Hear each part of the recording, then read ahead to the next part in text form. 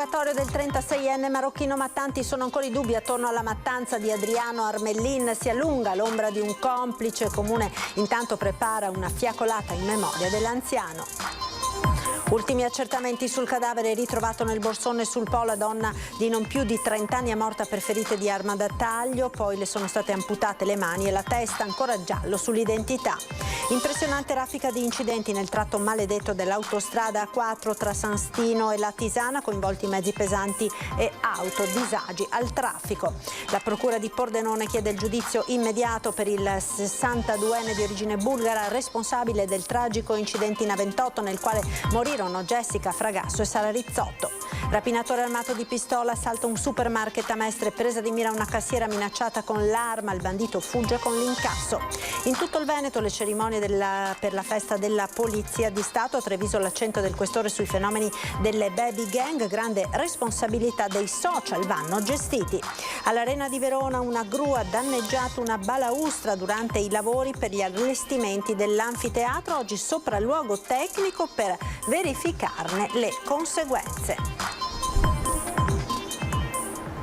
Ben ritrovati con l'edizione del Veneto dei nostri telegiornali. L'omicidio di Pieve di Soligo, ieri l'interrogatorio del 36enne marocchino Mattanti, sono ancora i dubbi attorno alla mattanza di Adriano Armellin, si allunga l'ombra di un complice. Le prove che danno a tragedia, ma qua iniziamo fuori che probabilmente non era solo, era anche altri. E Olivera, no? Tra amici e conoscenti è più di un'ipotesi quella che nella mattanza di Adriano Armellin ci siano uno o più complici, qualcuno che a vario titolo possa aver aiutato Mohamed Boumaran, il 36enne marocchino attualmente in carcere per tentata rapina e omicidio preterintenzionale. Se gli inquirenti, sulla base degli elementi finora raccolti anche dai RIS, negano il coinvolgimento di terzi, almeno sulla scena del crimine in via Schirati, altrettanto non si può dire di eventuali suggeritori o aiutanti esterni. Lo stesso Boumaran al ha raccontato di essersi allontanato dalla casa dell'anziano dopo l'alterco e dopo averlo legato per poi ritornare in un secondo momento al fine di sincerarsi delle sue condizioni. Cos'è successo in quel lasso di tempo? Qualche persona vicino a Boumaran potrebbe avergli suggerito di verificare di persona quanto successo, ma soprattutto perché il 36enne ha trovato il tempo e la lucidità di cambiarsi le scarpe, un particolare che per molti non è un dettaglio, anche perché il marocchino era pesantemente alterato dal rum. Quesiti aperti sui quali si concentra l'attività di polizia giudiziaria, sentendo anche la cerchia di amici del 36enne con cui si frequentava il parco del centro Balbi. Ma un conto è l'indagine, un altro il sentimento della popolazione, con il comune che sta organizzando una grande fiaccolata in memoria di Armellin all'insegna della massima inclusione. Adesso ci troviamo in un periodo che è di Pasqua e di Ramadan da un altro punto di vista religioso, per cui lasceremo passare questo periodo in cui tutti devono comunque confrontarsi con la propria religione, col proprio tempo, il proprio pensiero. Questo significa che questa manifestazione sarà veramente inclusiva, ci saranno tutti, anche la comunità marocchina. La giustizia, l'onestà, la correttezza, l'appartenenza a una società è una cosa di tutti, di cui tutti devono sentirsi responsabili, per cui sì, dobbiamo esserci tutti, perché non deve essere una questione e non deve essere strumentalizzata questa questione come appartenenza di una forza politica o di una forza sociale o di una religione. Questi sono errori che ci portano semplicemente al delirio, che ci conducono alla divisione. Ancora cronaca con il giallo del cadavere ritrovato nel Po a Occhiobello il 4 aprile scorso. Si tratta di una donna morta in seguito a ferite di arma da taglio. Dopo l'uccisione alla vittima sono state amputate le mani ed è stata decapitata. Ancora non si sa con esattezza quale sia stata l'arma utilizzata per l'assassinio. Sono questi gli sviluppi degli ultimi accertamenti medico-legali. Quanto al DNA della donna non sarebbe emerso finora nulla. Dalle comparazioni la vittima non aveva più di 30 anni, di pelle bianca, il corpo era stato messo in un borsone che si era arenato su alcuni massi vicino alla riva del fiume. La scoperta era stata fatta da 2 dipendenti dell'AIPO che facevano una ricognizione con un motoscafo. E con la cronaca ora ci spostiamo nel padovano a Vigonza. Il cadavere di un uomo è stato trovato nella cabina telefonica del quartiere di Busa in via Aldo Moro vicino al parco Bachelet. A fare la macabra scoperta un passante che ha immediatamente avvertito i carabinieri, sul posto una pattuglia dei militari di Pionca di Vigonza e la polizia locale. Secondo le prime informazioni la persona deceduta sarebbe un cittadino indiano. L'ipotesi più probabile è che si tratti di un suicidio, visto che l'uomo aveva un cavo telefonico legato al collo e sul corpo non ci sarebbero segni di violenza. Dopo i rilievi dei carabinieri il corpo è stato messo a disposizione dell'autorità giudiziaria. Nel veneziano ora in A4 con una giornata davvero terribile sul fronte della viabilità in autostrada, raffica di incidenti, pesanti disagi alla circolazione e lunghe code. 6 incidenti a distanza di poche ore nel tratto maledetto della A4 che è stata chiusa mandando la viabilità nel caos. Il primo verso le 7:30 ha coinvolto 3 mezzi pesanti tra il nodo di Portogruaro e San Stino di Livenza in direzione Venezia. Sul posto sono intervenuti i vigili del fuoco, il tutto si è risolto verso le 9:30 con disagi alla viabilità ma senza feriti. Poco prima un secondo incidente si è verificato nel tratto a 3 corsie, sul ponte sul tagliamento. Coinvolti 2 auto articolati, uno dei quali ha perso il carico di granaglie.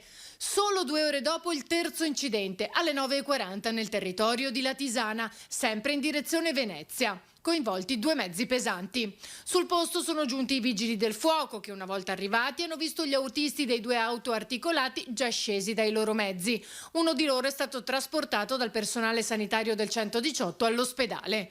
Per permettere le operazioni di soccorso e sgomberare le corsie dai mezzi e dal loro carico che si era rovesciato sull'asfalto, l'autostrada in direzione Venezia è rimasta chiusa al traffico.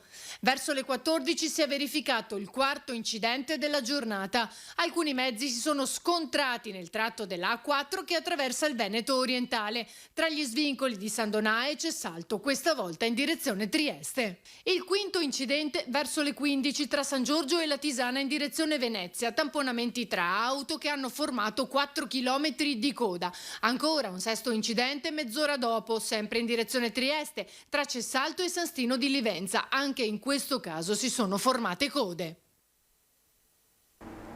E poco fa, pensate, un 7º incidente in direzione Trieste tra 2 tir tra San Donà di Piave e Cessalto. Nell'impatto uno dei 2 mezzi pesanti ha spostato in avanti un carico di 2 tonnellate, coinvolte anche un'auto finita sotto le ruote del mezzo pesante. Sul posto il 118, il conducente non sarebbe in pericolo di vita. Ed ora il dramma che si era consumato in A28, la procura di Pordenone ha chiesto il giudizio immediato per l'imprenditore di origini bulgare accusato dell'omicidio di Sara e Jessica sulla A28. Io chiedo solo che legga attentamente tutto bene, che faccia il suo lavoro professionalmente, e lo penso perché penso che sia così, e che ci dia questo pizzico di luce nella nostra vita che è praticamente spenta.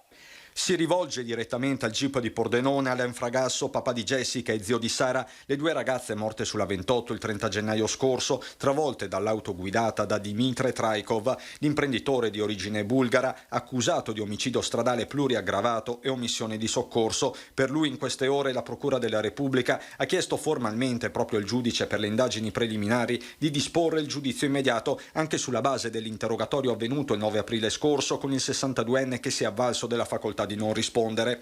Le parole del procuratore Raffaele Piva hanno un loro peso specifico. Espletati accertamenti ricostruttivi, testimoniali e medico-legali, afferma Tito, si ritiene che la prova appaia evidente. Per la procura quindi l'imprenditore viaggiava a circa 180 km all'ora, elemento che insieme con la guida in stato di ebbrezza e all'omesso rispetto della distanza di sicurezza sarebbe la causa dell'incidente, il tutto poi aggravato dall'omissione di soccorso. è tutto chiaro, cioè, anche quando avevo letto la perizia era tutto chiaro, cioè proprio è preciso come se fosse stato là con me il perito nell'incidente, cioè è tutto chiaro, cioè io penso che più cristallizzato di così non possa essere. Adesso il GIP ha 5 giorni per emettere il decreto di rinvio o restituire gli atti al PM. Codice di procedura alla mano, il giudizio immediato è un procedimento speciale che porta ad anticipare il dibattimento senza finalità premiali per l'imputato. Questo significa ridurre i tempi del processo, un passo verso quella giustizia tempestiva che i familiari invocano da quella maledetta sera del 30 gennaio. La Jessica e la Sara non torneranno più indietro, però io sto lottando per la giustizia. E con la cronaca torniamo nel veneziano, rapina con pistola al Prix di Chirignago, minacciata una cassiera. Attimi di paura ieri sera a Chirignago per una rapina all'interno del supermercato Prix.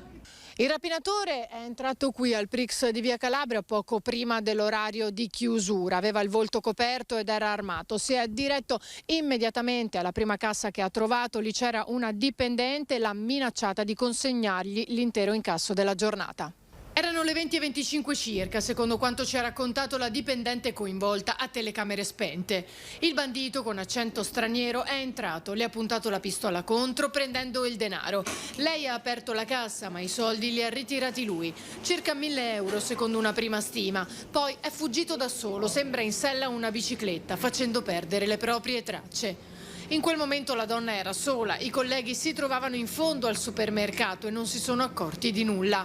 Sarà la polizia giunta sul posto con la scientifica per effettuare i rilievi e cercare indizi utili a esaminare le immagini delle telecamere del supermercato e della zona per trovare il rapinatore.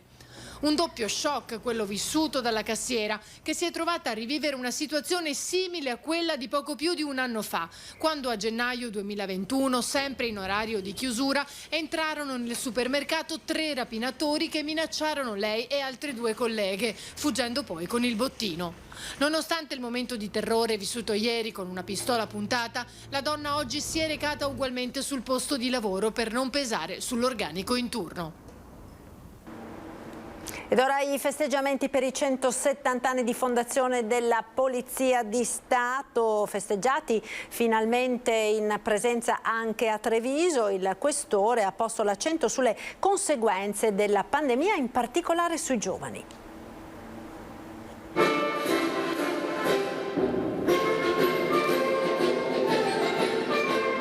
Salone dei 300, sede del Consiglio Comunale, la prima cerimonia in presenza dopo 3 anni di stop per la festa della Polizia di Stato a 170 anni dalla sua fondazione. In piazza tra la gente, i mezzi e gli uomini appartenenti alle varie specialità.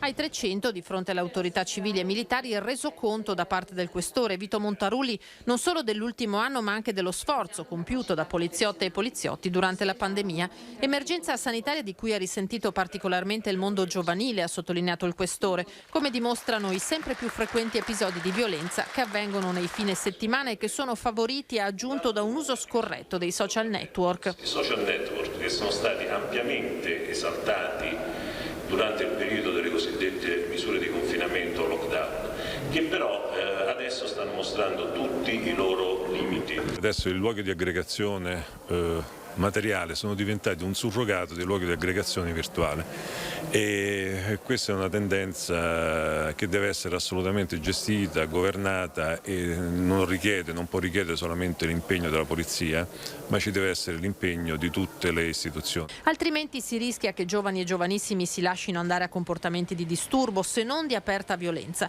Uno strumento utile, ha suggerito Montarulli, per ridurre o punire ad esempio gli eccessi nei luoghi della movida potrebbe essere il DASPO urbano, da emettere in caso di ripetute intemperanze.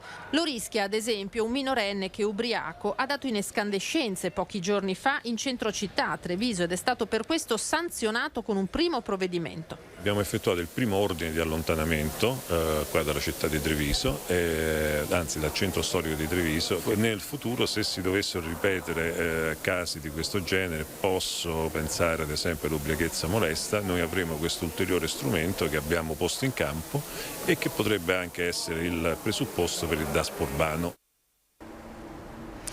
Il Covid ora, quarta dose di vaccino. Al via da domani in Veneto la campagna vaccinale per rafforzare la protezione degli ultra ottantenni, over 60 fragili e degli ospiti delle RSA. Già da domani quindi gli over 80 potranno recarsi direttamente presso i centri vaccinali o prenotare sulla piattaforma regionale l'appuntamento per ricevere la quarta dose. È necessario che siano trascorsi almeno 120 giorni dal precedente booster. La seconda dose di richiamo non è indicata per chi ha contratto il Covid successivamente alla terza dose. Nella campagna sono coinvolti anche i medici di base che hanno aderito. Si partirà a brevissimo anche con le RSA e dei fragili over 60. Il virus intanto continua a correre. Oggi nuovo balzo di positivi, 8.723 nuovi contagi e 7 vittime in Veneto. Crescono anche i ricoveri in area medica, sono 48 in più di ieri, stabili -1 quelli in terapia intensiva. E si torna a parlare di mascherine. Il governo dopo Pasqua sarà chiamato a decidere sull'utilizzo delle mascherine al chiuso e a scuola. La linea prevalente sembra essere quella della prudenza. Siamo andati a sentire che cosa ne pensano i cittadini a Padova. Finestre aperte al Tito Livio, il liceo classico del centro di Padova, e proprio su questo, sull'aerazione costante e continua dei locali, e che puntano i genitori che chiedono al ministro di togliere le mascherine dalle aule scolastiche dal 1° maggio. Il governo deciderà dopo Pasqua, ma pare che l'intenzione sia invece quella di continuare a tenerle almeno fino alla fine dell'anno scolastico. Che cosa ne pensano i cittadini? Ecco cosa hanno risposto alle nostre domande. Mascherine sui banchi di scuola sono da tenere ancora all'università, secondo lei, anche dopo il 30 aprile? Secondo me sì, anche perché adesso stanno un po' aumentando i casi. Assolutamente, almeno magari fino all'estate, che di solito i contagi calano. Sicuramente io al chiuso la terrei ancora un po' a lungo. Sulla scuola devo dire la verità, ho perplessità sul fatto che possa essere, trovo tanti vincoli nel fatto che i ragazzi, soprattutto quelli piccoli, possano perdere la capacità anche di poter vedere le espressioni del viso in maniera completa, e dall'altra sembra di capire che circoli anche con i ragazzi più piccoli, quindi devo dire che sospendo il giudizio. Secondo me sì, magari quelle più leggere, ma insomma non quelle qua. Per me sì, perché non è ancora finito niente. Penserei di sì, però bisognerebbe chiedere al comitato scientifico, non saprei. Io all'interno la tengo sempre. Certo. Sì, secondo me sì, ancora necessita. Quello che deciderà lo Stato per me è quello che va fatto, perché ci vogliono dei tecnici per giudicare queste cose. Non pensa che ai bambini sia mancato però il sorriso delle insegnanti o i loro sorrisi? E sicuramente si fa un calcolo costi-benefici. Ci fermiamo ora per qualche istante di pubblicità, tra poco.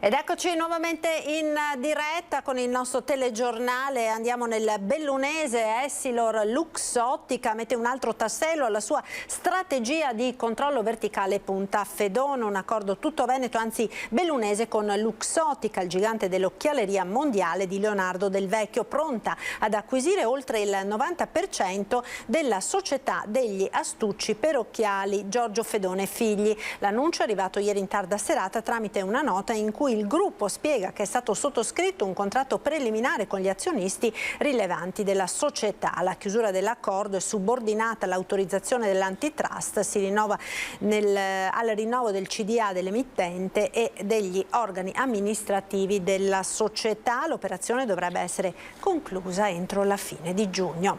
A Verona ora, all'Arena, una gru ha danneggiato una balaustra durante i lavori per gli allestimenti dell'anfiteatro. Oggi c'è stato un sopralluogo sopralluogo tecnico per verificare le conseguenze della caduta della copertina in pietra del parapetto del palco reale posizionato all'altezza del cancello 37. Al termine dell'intervento, Comune e Sovrintendenza si sono accordati per l'immediato ripristino con consolidamento della parte staccata a carico della Fondazione Arena, che dal 1 aprile al 15 ottobre ha in consegna.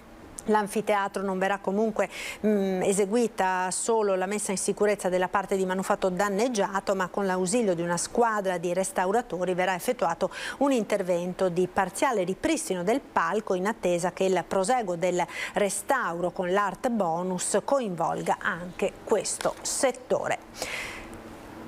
Nel Vicentino ora le installazioni artistiche misteriose di Arcugnano, quella posizionata sul lago di Fimon, si è rotta. Un'ondata mediatica inaspettata che comunque ci ha reso veramente orgogliosi. L'ondata di entusiasmo non si è spenta ad Arcugnano sulle prodezze dell'artista misterioso che nel giro di un mese aveva messo a segno 2 performance, 2 installazioni inquietanti in 2 punti chiave del comune. Un manichino ribattezzato Angelo Bianco sui resti della torre medievale e un altro semisommerso dentro il lago di Fimon. A questo punto non c'è 2 senza 3. Le aspettative sul Bansky vicentino, ribattezzato così dal critico Vittorio Sgarbi, erano tante. Aspettavamo l'artista che ci facesse vivo per iniziare una collaborazione che ci porterà a essere orgogliosi di ospitare sul nostro territorio opere di un artista così eclettico. Anziché 3, purtroppo ora si parla di 1,5. Sì, perché il manichino nel lago, quello che sulla schiena riportava un brano della canzone di Morgan, si è rotto. Oggi affiorava così sul pelo d'acqua. Una fine triste rispetto alle aspettative, tant'è che nei social più di qualcuno ironizza pesantemente su quello che rimane dell'opera d'arte, tanto da equipararla ad un rifiuto da smaltire in un'area protetta. In un comune che ha fatto dell'incoraggiamento dell'espressione artistica un suo vanto, a questo epilogo non ci si rassegna. Mai dire mai. Questa storia ha comunque insegnato già molto. Dobbiamo imparare che le sorprese sono dietro l'angolo, che gli artisti lavorano nell'oscurità, nella massima attenzione a non farsi vedere e che comunque danno un valore aggiunto importante al territorio. Ed era questo l'ultimo servizio, io vi ringrazio per l'attenzione, vi lascio come sempre con le nostre previsioni del tempo, il meteo, arrivederci.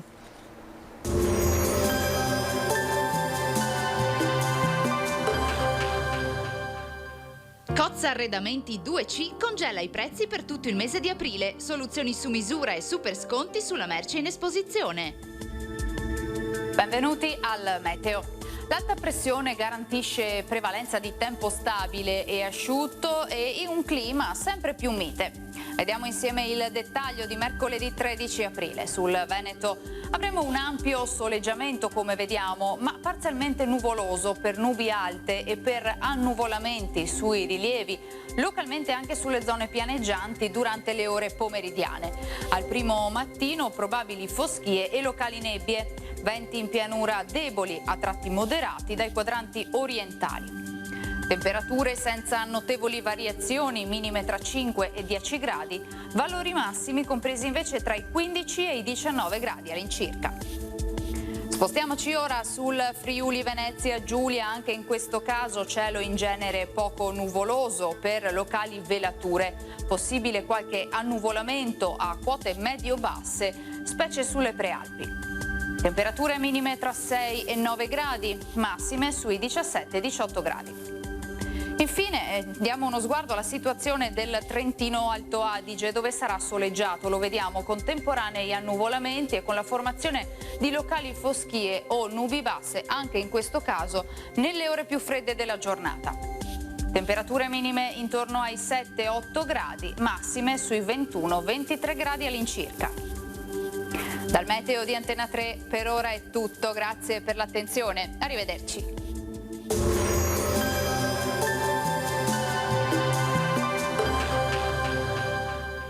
Cozza Arredamenti 2C congela i prezzi per tutto il mese di aprile, soluzioni su misura e super sconti sulla merce in esposizione.